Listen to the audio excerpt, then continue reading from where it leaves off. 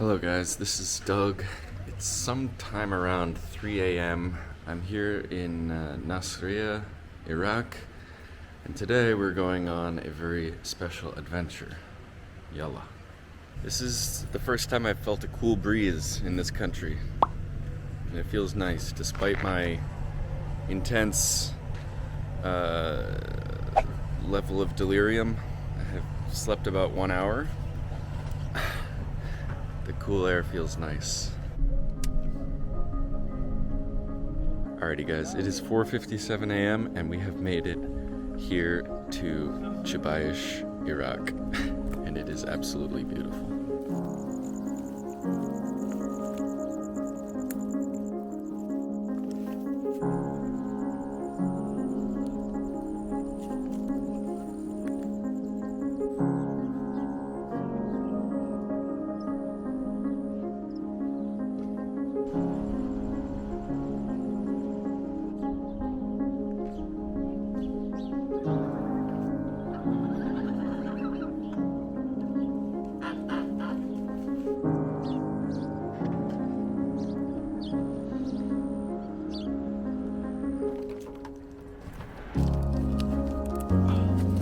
Guys, we're heading off with these small old wooden boats. Stable. They got tight. Oh my gosh. Alright. Alright, and we're off. Here comes the sun. This is amazing. We're sitting so low to the water, and you can see the sun coming up above the horizon right now.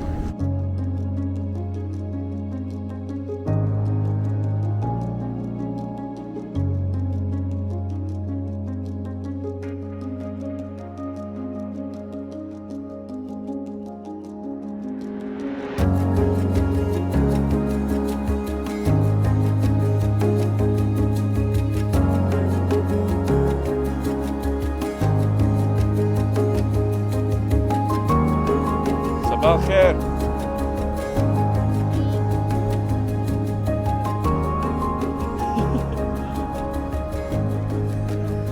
السلام عليكم.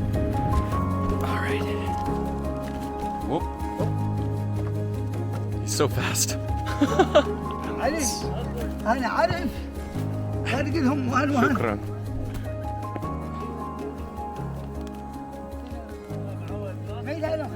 And so this family that we're visiting now lives here on this small island, literally in the middle of the marshes. It reminds me of the Everglades in Florida. This is their home? Mm-hmm. Yeah, and the design of houses here, it's been like mentioned in tablets of Sumerians. And really? Yeah, so it's like the same design of buildings since thousands of years ago. Unbelievable. Yeah. And we're gonna have breakfast here on the island in the marshes with the family that lives here. This is incredible.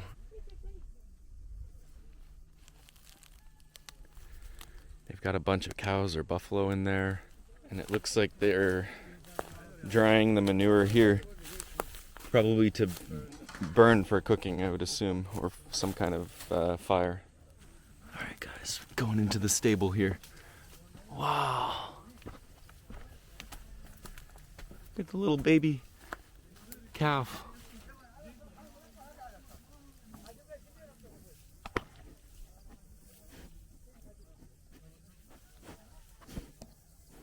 I'd say they have about maybe 15 cows in here, a couple big buffalo over there, and a handful of calves as well. And our guide Ali is saying, you know, this is obviously this is genuine. This isn't set up for tourists or something like the Nubian village in Aswan or something like that. I mean, this is the real deal. Unbelievable.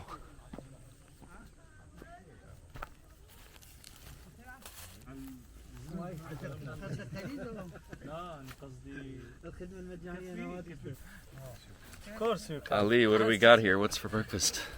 Gamal Arab, of course. Gamal Arab. Thick cream. Thick cream. Yeah, it's fresh from buffalo. From here? Yeah, of course. Wow. And what's this stuff? This is a fig jam. Fig jam, okay. And also we have the date syrup. Date syrup. Get that buffalo cream and some fig jam. لا والله والله يعني ما تتوقع هنا الجو الحراره شنو. اذا هناك عندنا الشتاء مو بارده. Delicious. شو تبكي الاحوال. And I know him since 5 years. So this is fresh buffalo milk, and I mean really fresh, like from right there. And I just saw this gentleman dip the bread in, so I'm gonna follow his lead. Oh my gosh, it's very warm.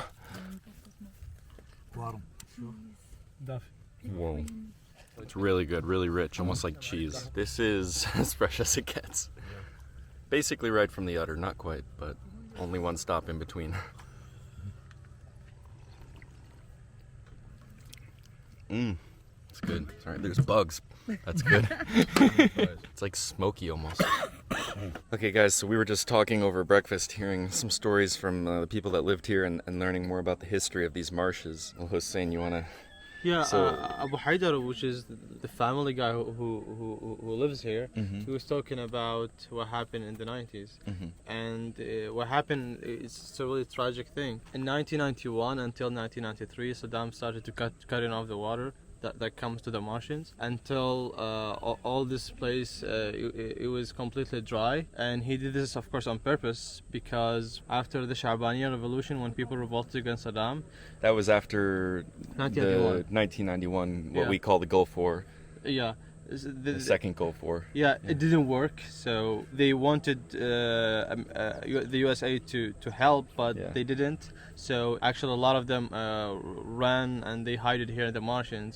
And Saddam absolutely had no morality. Of course, like he absolutely cut all the water that came here, and a lot of plants, a lot of animals got extinct. The United Nations at that time it called it as an ecological and environmental crisis. And so he drained this entire region? Yeah, and there's like 250,000 people who have been forced to go to either Iran or other cities. They were not adapting the way of how cities Yeah, and of course. modern cities, because they live here. Yeah. Most of them are farmers. Abu Haider said that he went to Baghdad.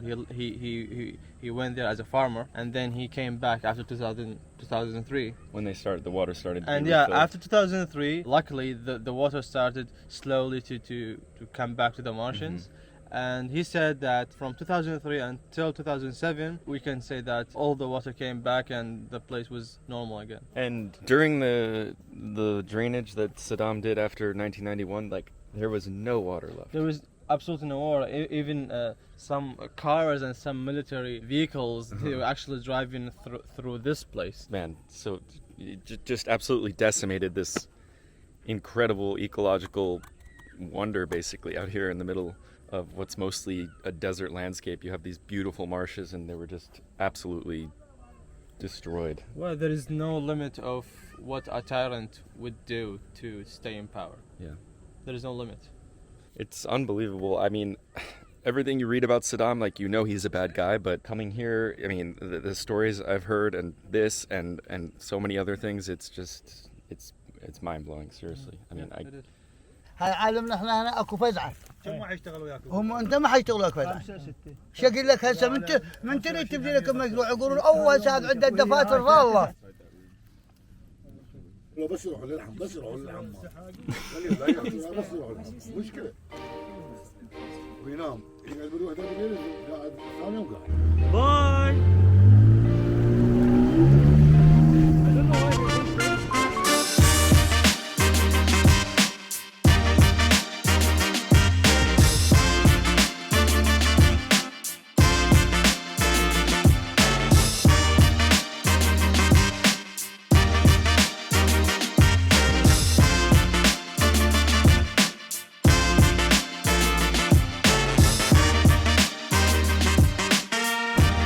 oh my gosh.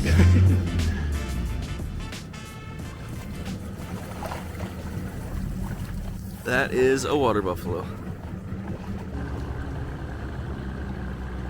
So guys, we're here inside an Iraqi Maldive. It's a huge arched building, kind of a hall, constructed of reeds from the marshes just outside.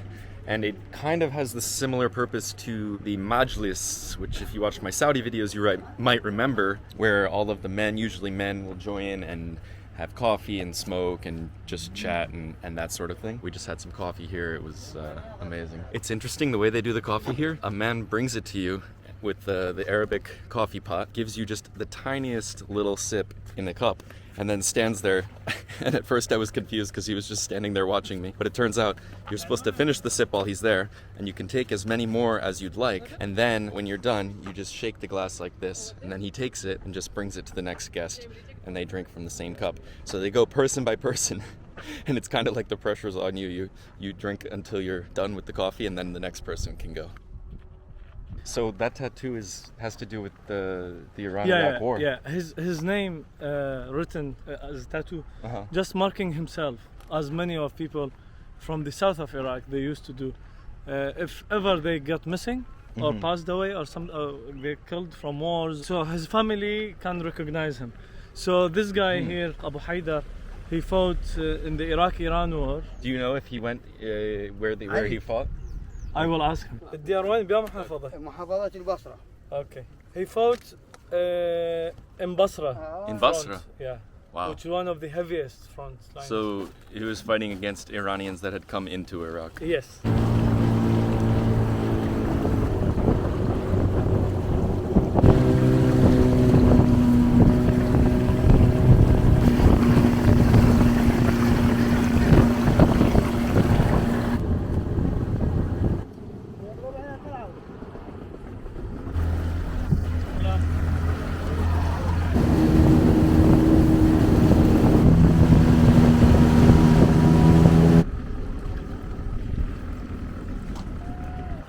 Just be careful your step. Good morning.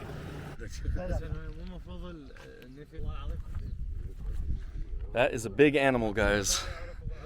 A water buffalo. I do not want to make it angry. Okay, hello. Don't come near me.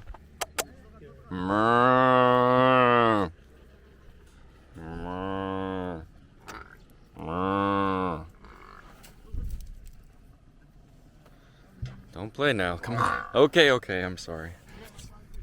Oh, Big Mama over there is kind of scary. Woo.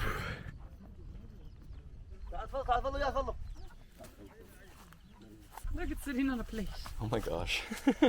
We're just sat down here, hanging out. The locals, including Abu Haider, talking and arguing in a friendly way, and we're just sitting here enjoying. قالها جيبوا انا ما تشرب شنطك السيارة.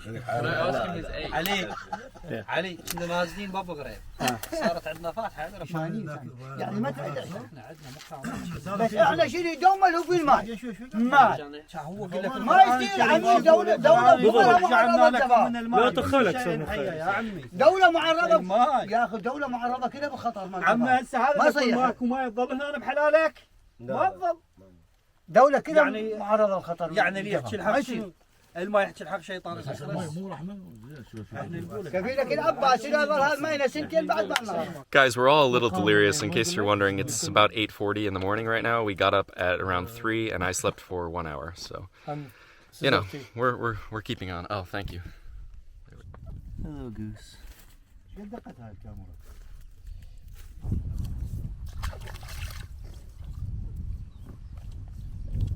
What a lucky buffalo. Alrighty guys, it's 9 o'clock in the morning, which means it's over 100 degrees. So Janet was nice enough to lend me this scarf to protect my neck, even though I'm wearing sunscreen.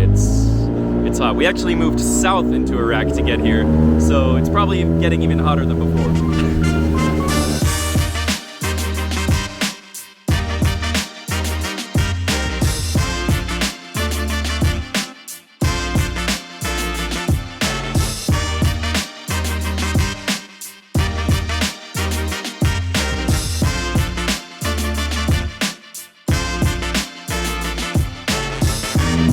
Going into the deep reeds now.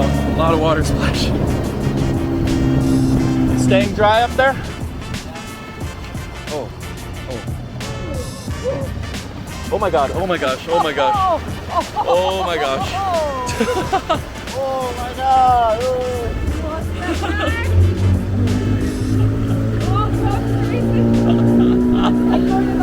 Holy crap!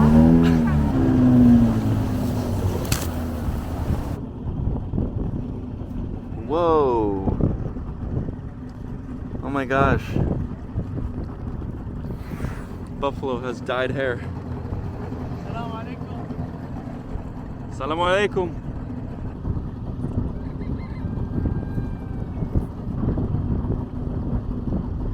So we were learning earlier, most of the people that live within the marshes here make a living fishing and selling buffalo milk to make cheese and other products, you know, in the rest of Iraq. Definitely extremely hardworking people living out here, far away from cities and the rest of society out here. And our guide Abu Haider was saying, inshallah, God willing, tourism will eventually also be a source of income here for the locals.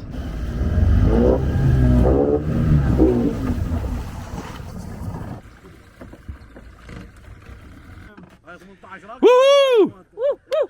Yeah, Abu Haider. Yalla, yalla, yalla. 1, 2, 3, 4, 5, 6, 7, 8, 9, 10. Where is he gone? Oh my god. I'm jealous. How's the water, Maya?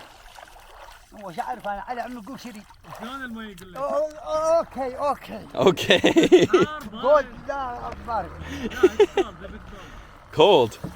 It's so warm. This is like the hottest the water would ever possibly get in America. Okay, guys, I'm going in. YOLO. YOLO. When in Iraq. When in Iraq.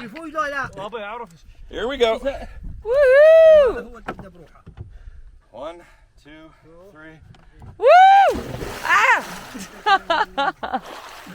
How is It it? feels so nice. Yeah. It's definitely not cold. This is like the warmest water I've ever swum in. He's like, oh, it's cold. Yeah! Dog has literally just jumped off the boat into the water, following our boat captain, who decided to jump in his underwear. These guys are just watching. Show me your muscles. Oh my god. Oh. That was quite good. Ah! All right, I'm back on the boat. I survived the swim in the marshes of Iraq, sporting my wonderful farmer's tan. God, I didn't think I could look whiter on camera.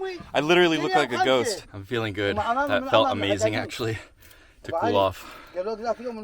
ظلان ظلان ابويا ظلان ترى ظلان عمر ونات